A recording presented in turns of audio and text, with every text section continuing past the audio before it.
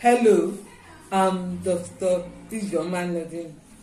I'm a pediatrician, I'm a mommy, and lots more. I equip parents with the right information to look after their children's health. In our last video, Dr. Akindele, an orthopaedic surgeon, he spoke to us about, he gave us the gist about baby carriers. In this concluding part, he's going to talk more about swaddling and the use of cloth, the best way to use a cloth to bath your baby. The link to that video, that first video, is in the description of this video. Go right here and click on it. You will see the link to the first video. If this is your first time of coming to my channel, don't forget to like the video.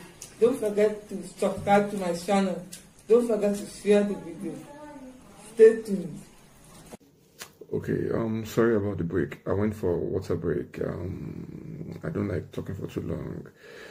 So when I talk for too long, I drink water. Sorry for this. So when I hold my glasses there, so I might be looking a bit different. So, however, it's important to get a proper harness which supports the baby's back. But the baby's back is C-shaped, and that C-shape should be maintained till the adult to a certain age. It keeps changing till it becomes the S that everybody knows, lordosis, kyphosis, and stuff like that. So it helps both for the hips, for the back, for the knee, physiologically. It protects emotionally, it protects physically, it protects. So with all this, we should also know that I said I'll talk about swaddling. So swaddling basically, is using blankets or using wraps. You wrap a baby up using some commercially made materials or sometimes pieces of cloth.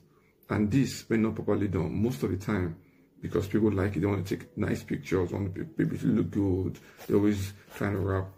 It forces, a lot of times, the baby's legs straight. Same problem with an improperly fixed or applied baby carrier, which also forces the legs straight, which can be dangling. And most of the time, with the swaddle and then some of the pieces of cloth that we use, there's even no room for the baby to change position, to fold the knees, to do all sorts, which the baby wants to do. And this leads, or this can cause, or is a risk factor. See, I'm using different words, and for certain reasons, risk factor for developing dysplasias of the hip. So it's good for us to know. Even right now, companies that make these swaddles in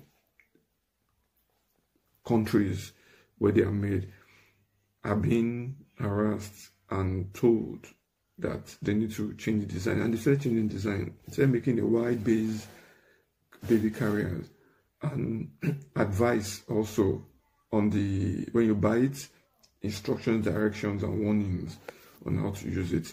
There are certain angles, but we won't discuss that. Those are technicalities that the hip and the knee should be. So this is important. Now, a lot of us to back our babies. Backing is good, and I say that because most of the time when we back, the legs are folded. There are very few people that back with the legs dangling straight. If you do that, you need to stop that. Legs are folded, which is the natural position. While the baby is in the womb, the legs are folded, the knees are folded, the hips are folded, except for babies that are breech. I know most of you, or if not all of you, know about breech position, which is not so natural, which is also a risk factor for developmental dysplasia of the hip, breech.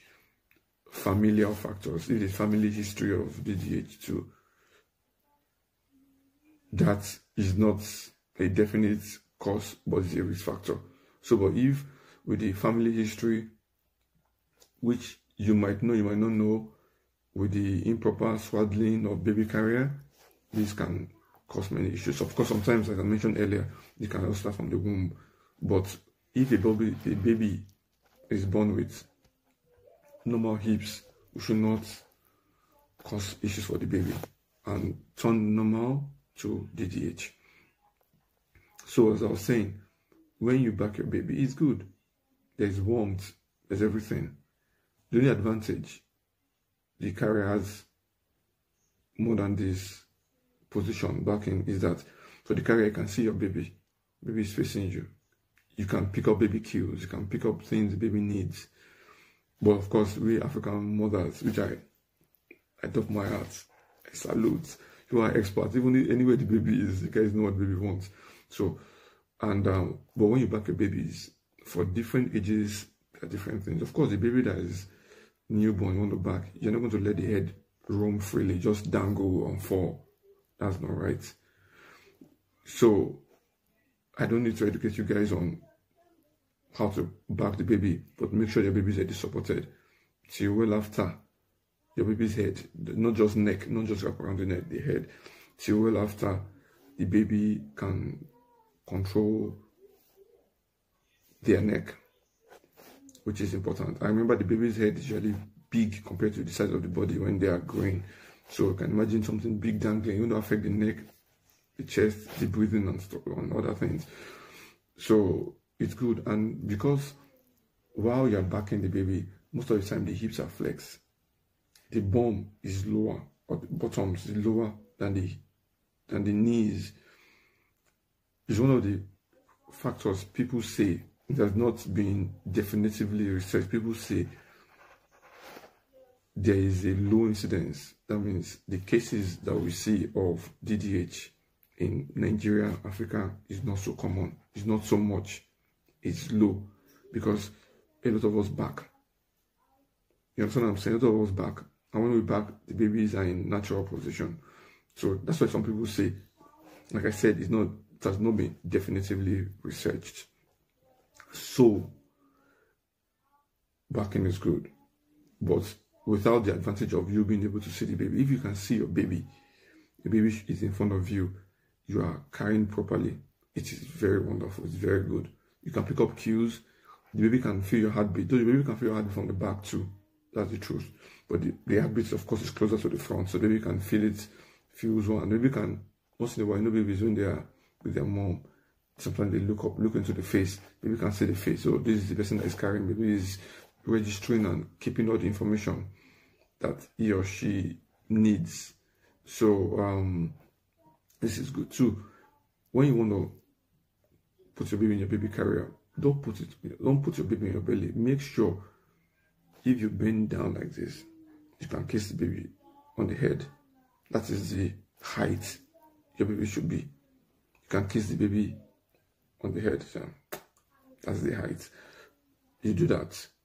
And then also the baby face should not be planted on your chest without being able to move or bend down like this. It won't affect the breathing. And those are some of the tips. The link I'm going to send is going to tell you other things about it. So I hope I have not confused you, and I'm certainly not trying to convince you. I'm just providing this as an educational and informative session. You should see your pediatrician, if you're a family doctor, and you also know how to treat your baby. Thank you very much. Have a great day. Ciao. Thank you, Dr. Akindele, for that concluding part of the lecture on baby carrier. If you have any questions about what we have just talked about, please note it in the comment. And if there's any topic you want me to talk about, note it also in the comment. Till we meet next time. Thank you very much.